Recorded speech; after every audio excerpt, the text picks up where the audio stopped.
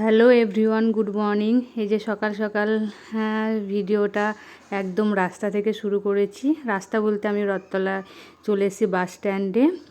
এখন আমরা যাচ্ছি একটু বহরমপুরে কাজ ছিল আজকে, এমনিতেও যাওয়ার ছিল, কিন্তু একটু বেলা হলে 10টা-11টার বাসে যেতাম, কিন্তু ওই যে তোমাদের দাদাভাইয়ের চোখে কি একটা ফোড়ার মতো হয়েছে, ওটা নিয়ে ও 3-4 দিন ধরে ভীষণ কষ্ট পাচ্ছে।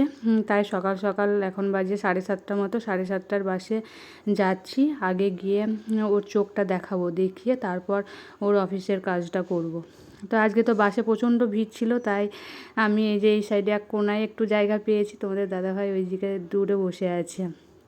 তো অনেকটা আসার পরে রেজিনগর স্টেশনে বেশিরভাগই সবাই নেমে গেছে ট্রেনে যাবে বলে, আর আমরা বাসেই যাব, ট্রেনে যাব না, বাসে গেলে সুবিধা, সেই জন্য বাসেই যাচ্ছি। তারপর এক জায়গায় জায়গা পেয়েছি, তো বাসে থেকে নেমে এখন যাচ্ছি টোটো করে সুশ্রুত আই হসপিটাল।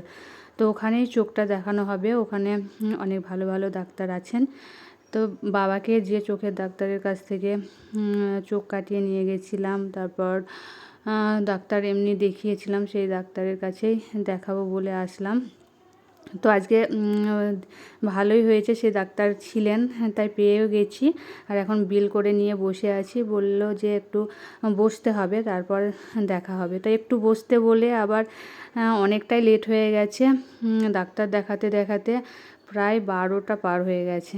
তো ডাক্তার দেখিয়ে যে চলে এসেছি এদিকে বাস স্ট্যান্ডে।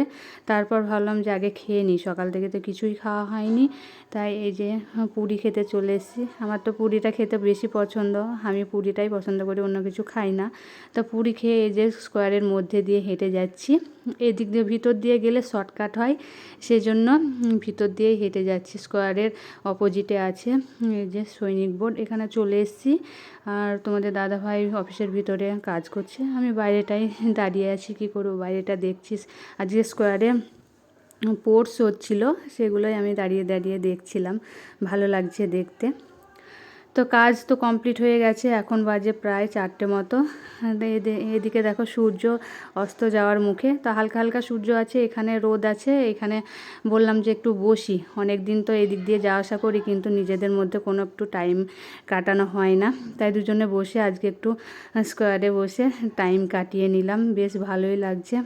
প্রতিদিনই তাড়াহুড়ো করে কাজ সারা হয়, কিন্তু টাইম কাটানো হয় না, তাই আজকে অনেকটা টাইমই বসে দুজনে টাইম কাটালাম নিজেদের মধ্যে। তো স্কোয়ার থেকে এসে এই যে বিশালে চলে এসেছি।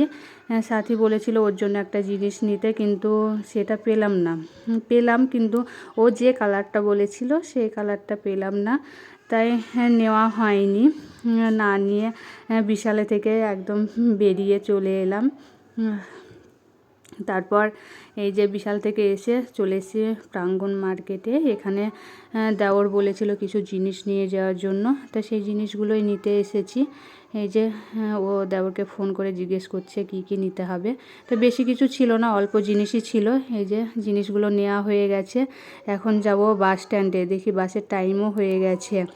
তো বাস স্ট্যান্ডে এসে সঙ্গে সঙ্গে বাস পেয়ে গেছে, বাসে বসেছি, তখনই দেখছে এই যে আমাদের বান্ধবীর সঙ্গে দেখা হয়ে গেল, টুম্পাও আজকে বাড়ি যাচ্ছে, তাই বান্ধবীকে পেয়ে খুব খুশি দুজনেই।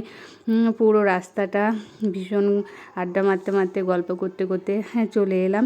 আর বরমশাই তো প্রথমে আমার পাশেই বসেছিল, কিন্তু টুম্পা আসলো, সেই জন্য ও জায়গা পায়নি বলে ও জায়গাটা টুম্পাকে বসতে দিয়ে ও পিছনের দিকে বসে আছে। আর আমরা দুই বান্ধবী মিলে এখন ঝালমুড়ি খেতে খেতে আড্ডা মারতে মারতে বাড়ি যাচ্ছি। তো বান্ধবীর সঙ্গে প্রায়ই মাঝে মাঝে দেখা হয়, কিন্তু এইভাবে হঠাৎ করে যে দেখা হবে সেটা ভাবতে পারিনি। তাই এই যে বাড়ি চলে এসেছি, আর বাড়ি এসে দেখো কী কাণ্ড। এখন বাজে মাত্র কটা হবে, 7:30 মতো হবে।